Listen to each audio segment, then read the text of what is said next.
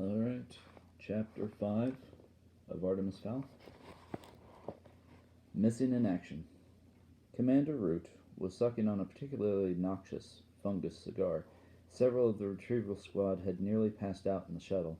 Even the stench from the manacled troll seemed mild in comparison. Of course, no one said anything, their boss being touchier than a septic boil. Foley, on the other hand, delighted in antagonizing his superior.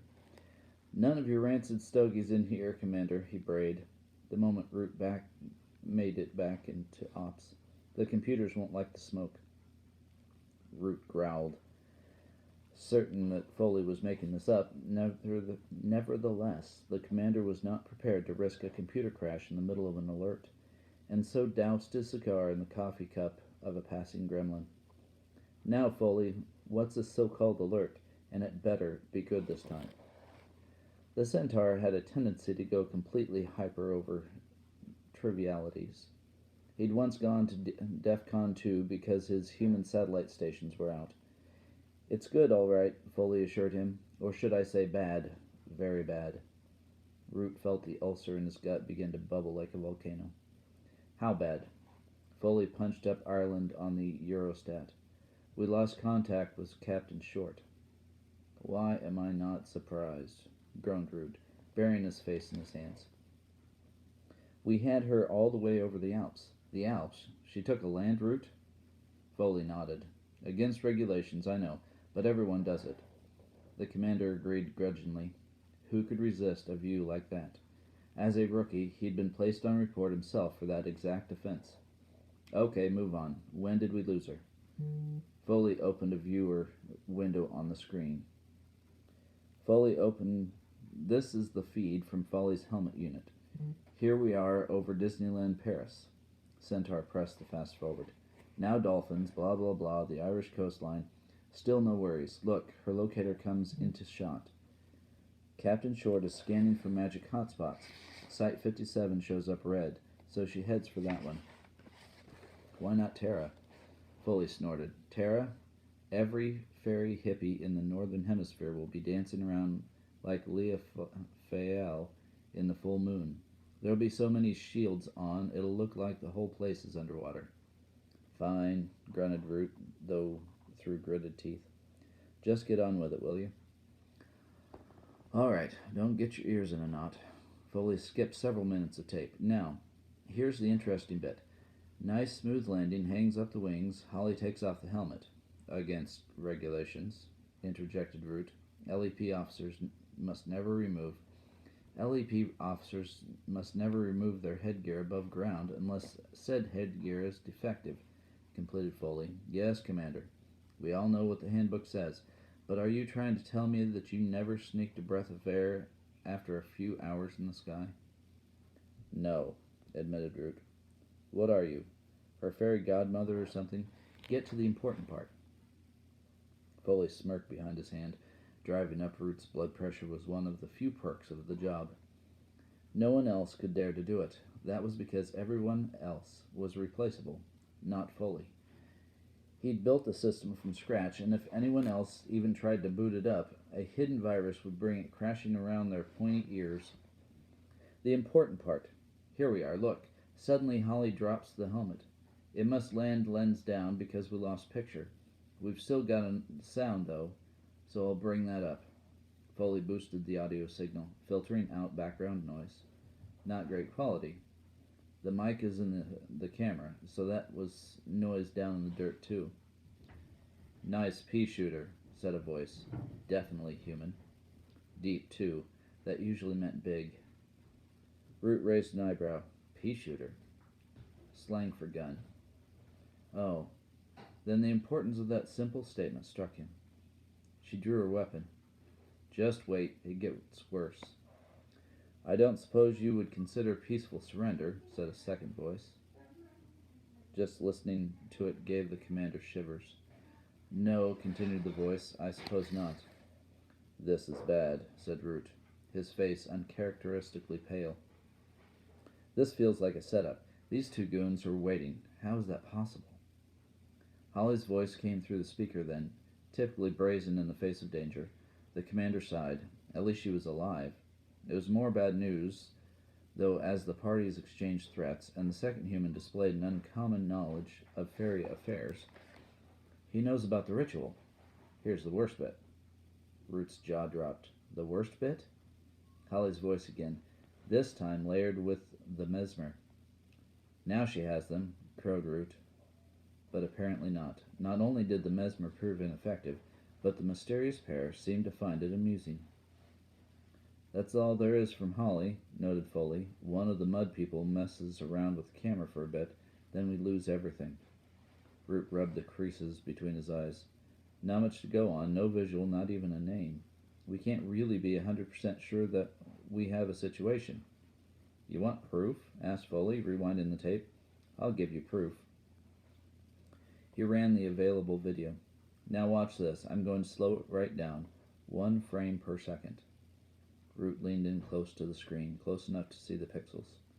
Captain Short comes in for a landing. She takes off her helmet, bends down, presumably to pick up an acorn, and there. Foley jabbed the pause button, freezing the picture completely. See anything unusual? The commander felt his ulcer churn into overdrive. Something had appeared in the top right-hand corner of the frame. At first glance, it seemed like a shaft of light.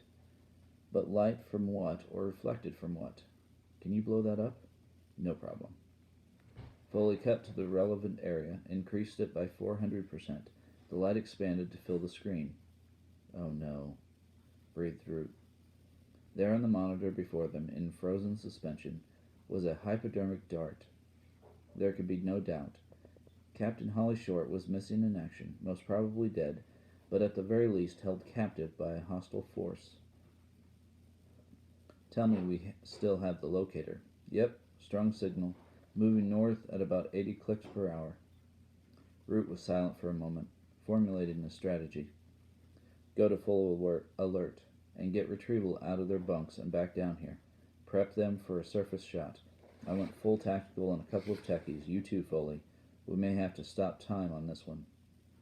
10-4, Commander. You want recon in on this? Root nodded. You bet. I'll call in Captain Vane. He's our number one. Oh no, said Root. For a job like this, we need our very best, and that's me. I'm reactivating myself. Foley was so amazed he couldn't even formulate a smart comment. Yes, Foley. Don't act so surprised. I have more successful recons under my belt than any officer in history. Plus, I did my basic training in Ireland, back in the Top Hat and Shillelagh days. Yes, but that was 500 years ago, and you were no spring bud then, not to put too fine a point on it. Root smiled dangerously. Don't worry, Foley. I'm still running red hot, and I'll make up for my age with a really big gun. Now get a pod ready. I'm leaving on the next flare. Foley did what he was told without a single quip. When the commander got that glint in his eye, you hopped to and kept your mouth shut. But there was another reason for Foley's silent compliance. It had just hit him that Holly could be in real trouble. Centaurs don't make many friends, and Foley was worried he might lose one of the few he had. Artemis had anticipated some technological advances, but nothing like the treasure trove of fairy hardware spread out on the four-wheel drive's dashboard. Impressive, he murmured. We could abort this mission right now and still make a fortune in patents. Artemis ran a handheld scanner bar over the unconscious elf's wrist. He then fed the fairy characters into his PowerBook translator. This is a locator of some kind. Know about this leprechaun's comrades are tracking us right now. Butler swallowed. Right now, sir? It would seem so, or at any rate they're tracking the locator. Artemis stopped speaking suddenly, his eyes losing focus as the electricity in his cranium sparked off another brainwave. Butler? The manservant felt his pulse quicken. He knew that tone. Something was afoot. Yes, Artemis? That Japanese whaler, the one seized by the port authorities, is she still tied up at the docks? Butler nodded. I believe so, sir. Artemis twirled the locator's band around his index finger. Good. Take us down there. I believe it's time to let our diminutive friends know exactly who they're dealing with. Root rubber-stamped his own reactivation with remarkable speed. very unusual for LEP upper management. Generally, it took months and several mind-crushing dull meetings to approve any application to the recon squad. Luckily, Root had a bit of influence with the commander. It felt good to be back in a field uniform, and Root even managed to convince himself that the jumpsuit was no tighter around the middle than it used to be. The bulge, he rationalized, was caused by all the new equipment they jammed into these things. Personally, Root had no time for gadgetry. The only items the commander was interested in were the wings on his back and the multi-phase, water-cooled, tri-barreled blaster strapped to his hip. The most powerful production handgun under the world. Old to be sure, but it had seen Root through a dozen firefights, and it made him feel like a field officer again. The nearest chute to Holly's position was E1, Terra. Not exactly an ideal location for a stealth mission, but with barely 2 hours of moon time left, there was no time for an overground jaunt. If there was to be any chance of sorting out this mess before sunrise, speed was of the essence. He commandeered the E1 shuttle for his team, bumping a tour group who had apparently been in line for 2 years. Tough nuggets, Root growled at the holiday rep, and what's more, I'm shutting down all non-essential flights until the present crisis is over. And when might that be? Squeaked the irate gnome, brandishing a notebook as though she were prepared to make a complaint of some kind. Root spat out the butt of his cigar, squishing it comprehensively beneath his boot heel. The symbolism was all too obvious. The chutes will be opened, madam, when I feel like it, growled the commander, and if you and your fluorescent uniform don't get out of my way, I'll yank your operating license and have you thrown into the cells for obstructing an LEP officer. The holiday rep wilted before him and slunk back into line, wishing her uniform wasn't quite so pink. Foley was waiting at the pod. Serious though the moment was, he couldn't resist an amused whinny at the sight of Root's belly wobbling over ever so slightly in his clean jumpsuit. Are you sure about this, Commander? Generally, we only allow one passenger per pod. What do you mean? Snarled Root. There is only one. Then he caught Foley's meaningful glance at his stomach. Oh, ha, very amusing. Keep it up, Foley. I'll have my limit, you know. But it was a hollow threat, and they both knew it. Not only had Foley built their communications network from scratch, but he was also a pioneer in the field of flare prediction. Without him, human technology could very easily catch up with the fairy brand. Root strapped himself into the pod. No half-century-old crafts for the commander. This baby was fresh off the assembly line. All silver and shiny, with the new jagged fin stabilizers that were supposed to read the magma currents automatically. Foley's innovation, of course. For a century or so, his pod designs had leaned toward the futuristic. Plenty of neon and rubber. Lately, however, his sensibilities had become more retrospective, replacing the gadgetry with walnut dashes and leather upholstery. Root found this old-style decor strangely comforting. He wrapped his fingers around the joysticks and suddenly realized just how long it had been since he had ridden the hot shots. Foley noticed his discomfort. Don't worry, Chief, he said, without the usual cynicism. It's like riding a unicorn. You never forget. Root grunted, unconvinced. Let's get the show on the road, he muttered, before I change my mind. Foley hauled the door across until the suction rings took hold, sealing the portal with a pneumatic hiss. Root's face took on a green hue through the quartz pane. He didn't look too scary anymore, quite the opposite, in fact. Artemis was performing a little field surgery on the ferry locator. It was no mean feat to alter some of the dimensions without destroying the mechanisms. The technologies were most definitely incompatible. Imagine trying to perform open-heart surgery with a sledgehammer. The first problem was opening the cursed thing. The screwheads defied both flathead and Phillips screwdrivers. Even Artemis's extensive set of Allen wrenches were unable to find purchase in the tiny grooves. Think futuristic, Artemis told himself. Think advanced technology. It came to him after a few moments of silent contemplation. Magnetic bolts.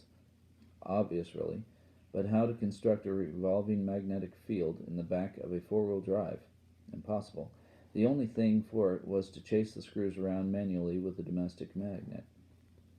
Artemis hunted the small magnet from its niche in the toolbox, applied both poles to the tiny screws. The negative side wiggled them slightly. It was enough to give Artemis some room to maneuver with needle-nose pliers, and he soon had the locator's panel disassembled before him. The circuitry was minute, and not a sign of a solder bead. They must use another form of binder. Perhaps if he had the time, the principles of this device would be unraveled. But for now, he would have to improvise. He would have to rely on the inattention of others. And if the people were anything like humans, they saw what they wanted to see. Artemis held the locator's face up to the cab light. It was translucent, slightly polarized, but good enough. He nudged a slew of tiny shimmering wires aside, inserting a buttonhole camera in the space. He secured the pea-sized transmitter with a dab of silicone, crude but effective, hopefully. The magnetic screws refused to be coaxed back into their grooves without the proper tool, so Artemis was forced to glue them too. Messy, but it should suffice, provided the locator wasn't examined too closely. And if it was, well, he would only lose an advantage that he never expected to have in the first place. Butler knocked off the high beams as they entered the city limits. "Doc's coming up, Artemis," he said over his shoulder. "There's bound to be a customs and excise crew around somewhere." Artemis nodded. It made sense. The port was a thriving artery of illegal activity. Over 50% of the country's contraband made it ashore somewhere along this half-mile stretch. "A diversion, then, Butler. 2 minutes are all I need." The manservant nodded thoughtfully. "The usual?" "I don't see why not. Knock yourself out. Or, rather, don't." Artemis blinked. That was his second joke in recent times, and his first aloud. Better take care. This was no time for frivolity.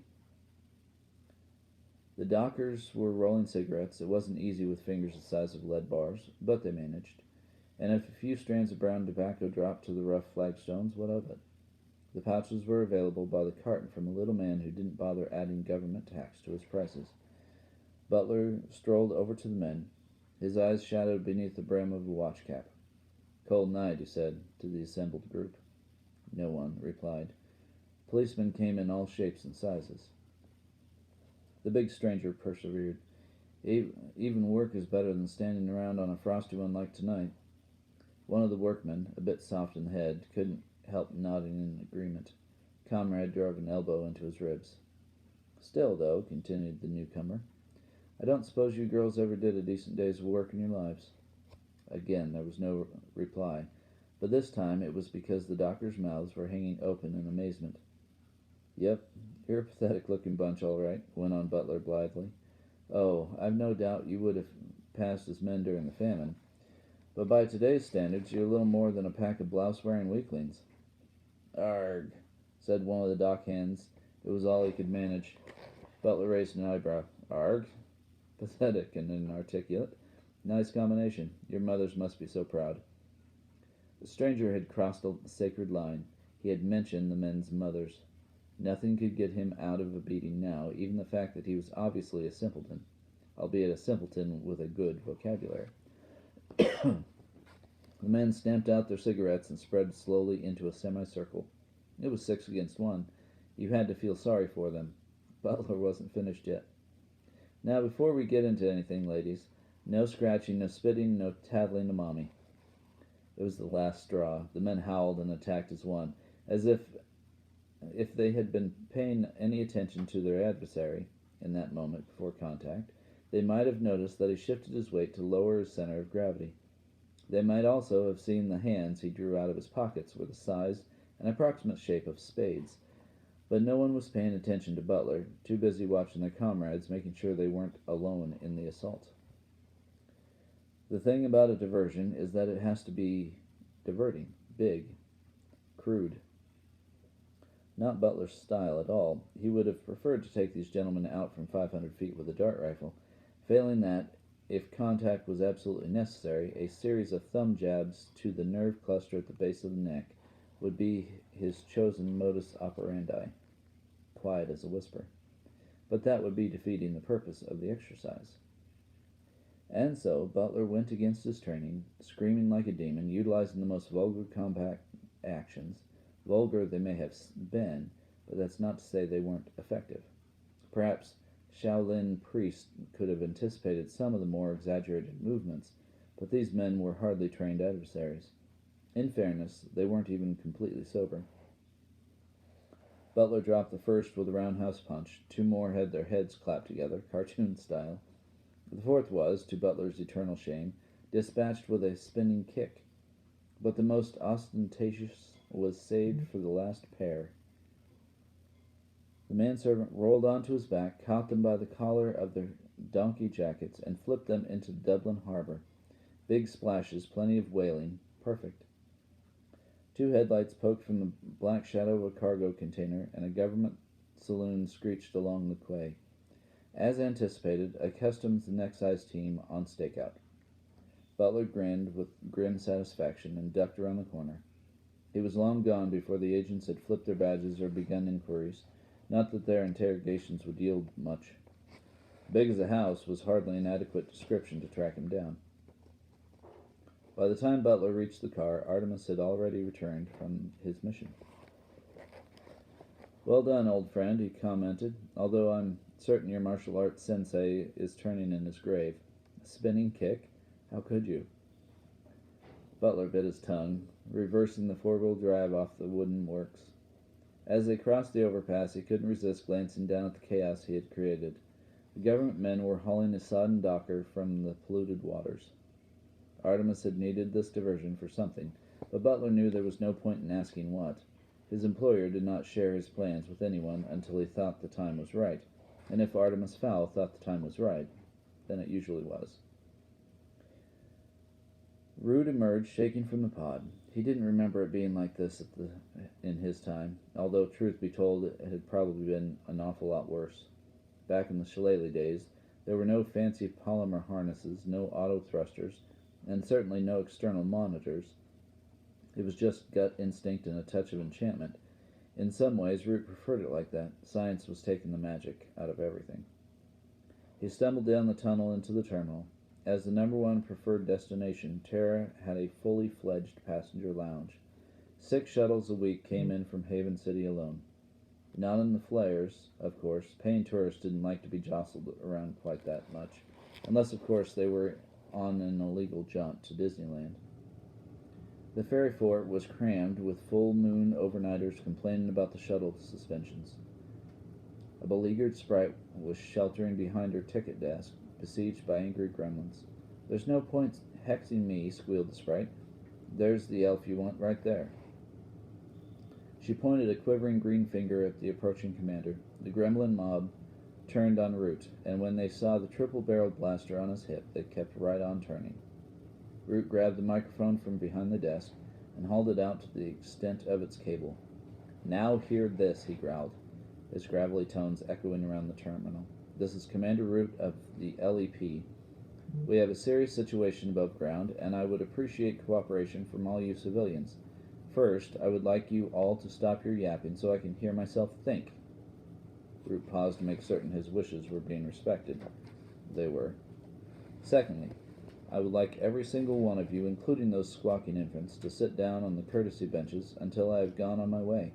Then you can get back to griping and stuffing your faces, or whatever else it is civilians do." No one had ever accused Root of political correctness. No one was ever likely to, either. "And I want whoever's in charge to get over here, now." Root tossed the stand onto the desk. A blare of whistling feedback grated on every eardrum in the building. Within fractions of a second, an out-of-breath elf-goblin hybrid was bobbing at his elbow. "Anything we can do, Commander?" Root nodded, twisting a thick cigar into the hole beneath his nose. "I want you to open a terminal straight through this place. I don't want to be bothered by customs or immigration. Start moving everybody below after my boys get here." Port director swallowed. "Everybody?" "Yes, that includes terminal personnel, and take everything you can carry. Full evacuation." He stopped and glared into the director's mauve eyes. "This is not a drill." "You mean—" "Yes," said Root, continuing down the access ramp. "The mud people have committed an overtly hostile act. Who knows where this is going?" The elf goblin watched as Root disappeared in a cloud of cigar smoke. No overtly hostile act. It could mean war. He punched in his accountant's number on his mobile. Bark, yes, this is Nimbus. I want you to sell all my shares in the shuttleport. Yes, all of them. I have a hunch the price is about to take a severe dive. Alright. Got a little ways on Chapter 5. I will be back and record the rest of it. I miss you all, and love you all. Talk to you later.